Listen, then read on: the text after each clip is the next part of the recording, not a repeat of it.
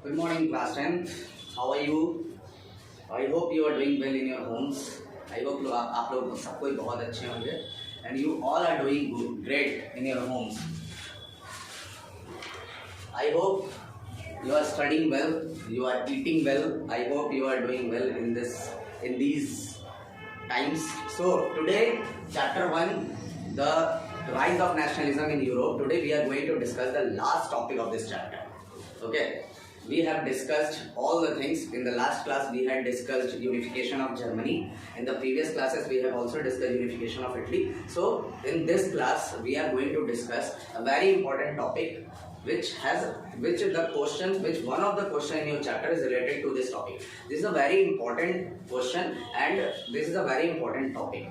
So as you know that you have understood the unification of Italy, you have understood the unification of Germany, and you have also understood what are the Napoleonic codes and what are the things that Napoleon did in the previous classes. So previous classes में तुम लोगों ने इस चीज को बहुत अच्छे से समझा है कि किस तरीके से नेपोलियन और नेपोलियन के साथ यूरोप में पूरे यूरोप में क्या परिस्थिति चल रही थी.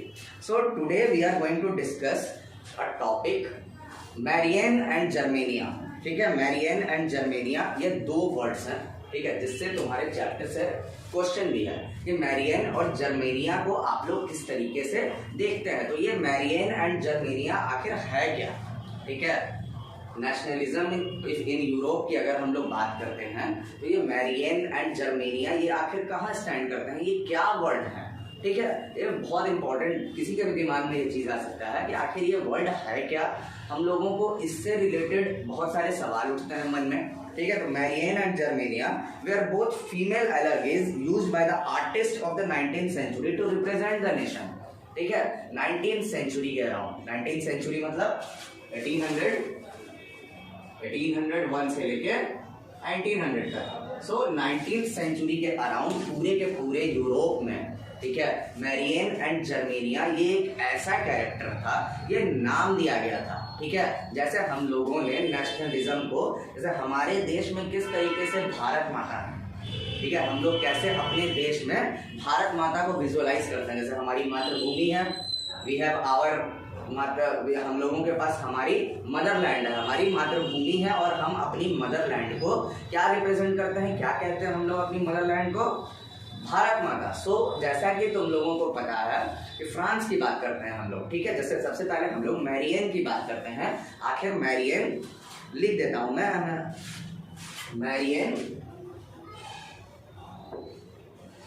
मैरियन सबसे पहले हम लोग इसके बारे में डिस्कस करने वाले हैं. और एक और चीज है जर्मेनिया.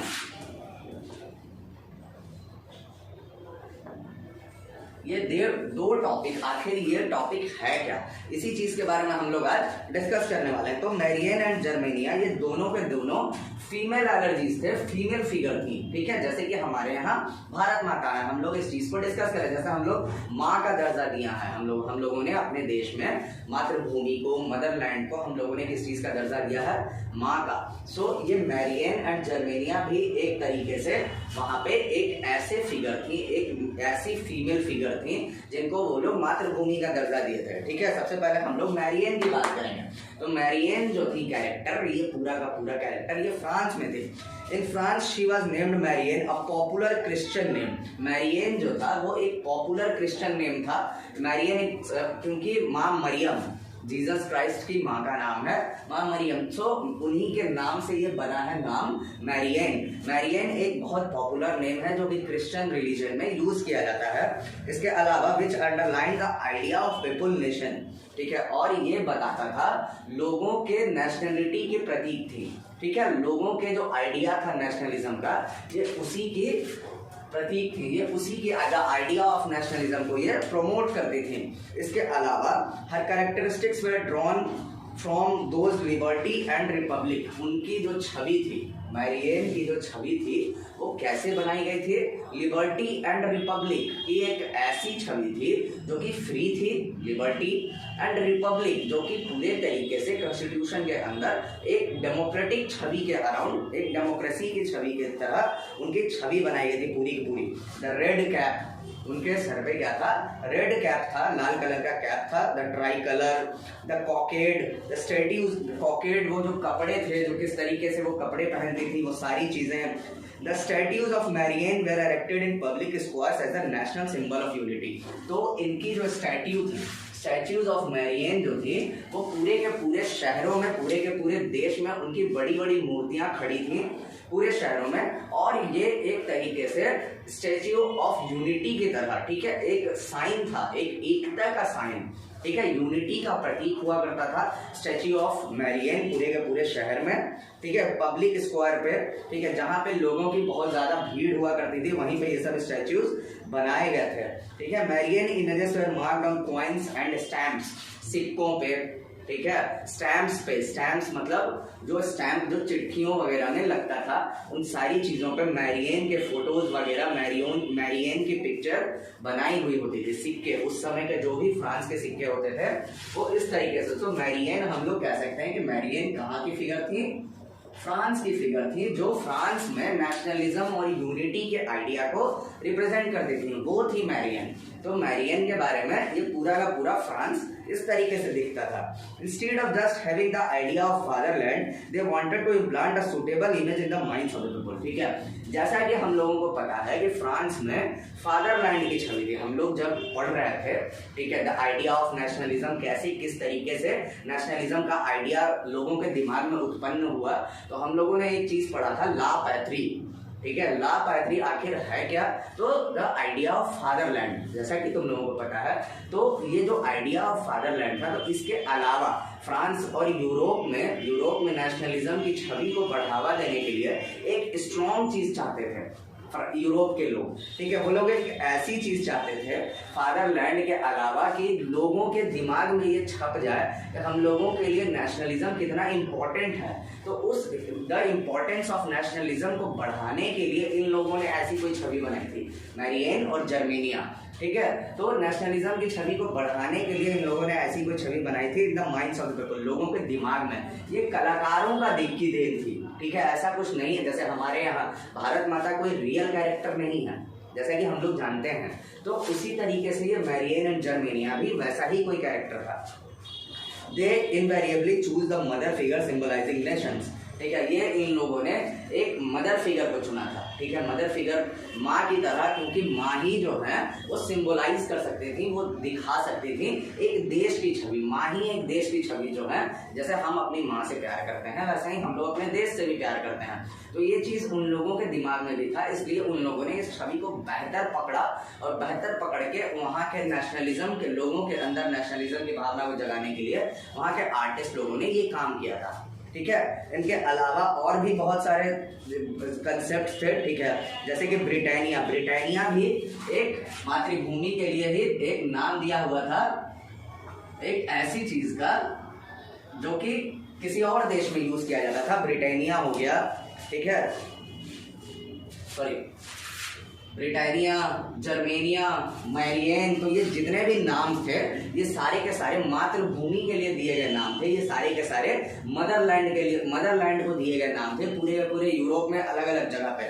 सो मैरियन हम लोग समझ गया, ठीक है। जर्मेनिया क्या था, जर्मेनिया जैसे कि नाम है जर्मेनिया, तो नाम से ही तुम लोग समझ सकते हो कि ये जर्मनी के लिए, ये जर्मनी की नेशनलिज्म के लिए ये पूरा का पूरा जर्मेनिया फिगर था, ठीक है। तो Germania became the allergy of German nation, ठीक है, एलर्जी मतलब होता है प्रतीक। सो ये जर्मन नेशन का एक प्रतीक था, जर्मन नेशनलिज्म का प्रतीक था Germania wears the crown of oak leaves. Germania जो है, जो मूर्ति थी जर्मेनिया की, वो एक क्राउन पहनती थी, एक मुकुट पहनती थी वो मूर्ति में, ठीक है।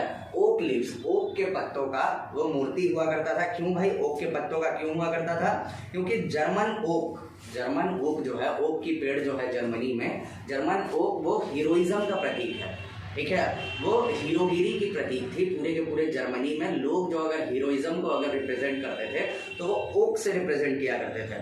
सो हीरोइज्म का प्रतीक था। It was hung from the ceiling of Saint Paul church where the Frankfurt parliament was convent to symbolise the liberal revolution. तो वो फ्रैंकफर्ट पार्लियामेंट, जहाँ पे जैसा कि हम लोगों ने पढ़ा यूनिफिकेशन ऑफ इटली के टॉपिक में हम लोगों ने ये चीज़ पढ़ा था, तो फ्रैंकफर्ट पार्लियामेंट जहाँ पे पूरी की पूरी पार्लियामेंट बनी थी, वहीं पे जर्मेनिया की बहुत बड़ी मूर्ति जो है वहीं पे टंगी थी। सो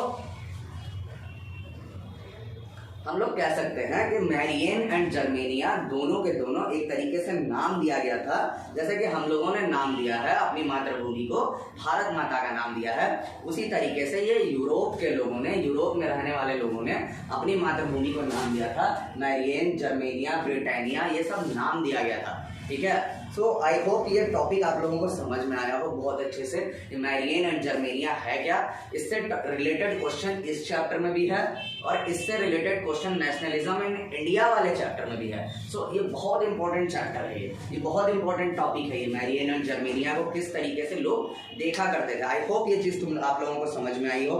ठीक है, so this was your chapter, this was the end last topic of your chapter, I think so. ठीक है, अगर कोई टॉपिक अगर मेरे से छूट गया हो या आप लोगों को कोई टॉपिक नहीं समझ में आया हो class 10, so then you can directly ask me on my WhatsApp number, you have my WhatsApp number. And one more thing, the last one topic is missing, nationalism and imperialism. ठीक है, nationalism किसको कहते हैं और imperialism किसको कहते हैं, ये मुझे आप लोगों को बताना था, मैं भूल गया था ये चीज। सो नेशनलिज्म देशभक्ति और इंपेरियलिज्म का मतलब होता है कि राज करना। ठीक है, नेशनलिज्म जब लोगों के अंदर जो है ऐसी भावना होती है, जब लोग एक देश के प्रति लगाव को कहते हैं हम लोग नेशनलिज्म, और इंपेरियलिज्म का मतलब होता है कि राजवंशवाद के प्रति लगाव। ठीक है, last quarter of the 19th century nationalism became narrow creed with limited ends, intolerance welcome became the sense of big power and rivalry nationalism aligned with imperialism cause of World War I। so nationalism और imperialism, ठीक है, ये दो चीज जो है world war 1 के पीछे बहुत बड़ा कारण है। लास्ट सेंचुरी में हम लोगों ने एक चीज बहुत अच्छे से नोटिस किया था।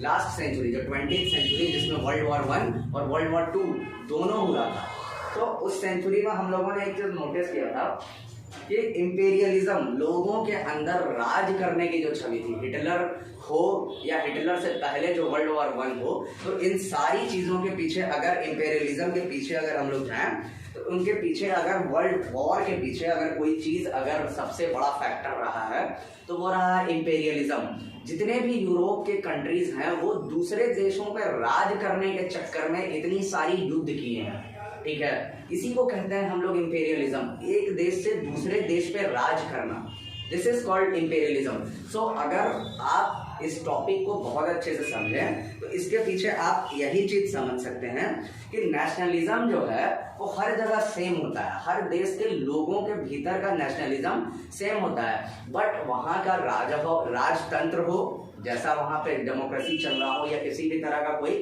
जो भी कॉन्स्टिट्यूशन चल रहा हो, वो इंपेरियलिज्म की तरफ अगर बढ़ता है तो वॉर होना किसी भी कंट्री में या किसी भी कंट्री, दो देशों के बीच में, दो कॉन्टिनेंट्स के बीच में लाजमी है। ठीक है, कंसेप्ट ऑफ नेशनल स्टेट जो है, नेशनलिज्म जो है, एक देश का स्टेट हर जगह एक्सेप्ट किया जाता है। ठीक है, लेकिन इंपेरियलिज्म अगर आप एक देश से दूसरे देश पे अगर आप राज करने की चाहत रखते हैं तो ये लोगों को एक्सेप्ट करना थोड़ा मुश्किल हो जाता है। ठीक है, यही चीज था जिसके बारे में हम लोग डिस्कस कर रहे थे। तो इन चीजों को, नेशनलिज्म एंड इंपेरियलिज्म दो अलग अलग ऐसी चीज हैं जो एक साथ एक जगह एक साथ वर्क नहीं कर सकती हैं। सो नेशनलिज्म एंड इंपेरियलिज्म को बहुत अच्छे से बारीकी से समझना बेहद जरूरी है। वर्ल्ड वॉर 1 हो या वर्ल्ड वॉर 2 हो, दोनों के पीछे जो रीजन रहा है, जो वो सबसे बड़ा रीजन रहा है इंपेरियलिज्म। तो आई होप नेशनलिज्म, इंपेरियलिज्म, ये सारी चीजें आप लोगों को बहुत अच्छे से समझ में आई हूँ, and I hope you got this chapter very well. जितना मैंने कोशिश किया, आई होप आप लोगों ने उसको अच्छे से समझा हो। ठीक है, और अगर कोई स्टूडेंट क्लास 10th के अगर किसी को भी अगर कोई भी टॉपिक अगर नहीं समझ में आया हो पहला चैप्टर से related, so you can ask me directly on my WhatsApp। मैं 10 बार कह रहा हूँ, ठीक है, 10 बार क्या 75 बार भी कह सकता हूँ। ठीक है, बस तुम लोगों को अगर कोई भी चीज़ नहीं समझ में आया हो तो मेरे से डायरेक्टली मेरे WhatsApp पे पूछ सकते हो। अभी जैसी परिस्थिति है, आई होप आप लोग घर में बहुत अच्छे से रह रहे हो।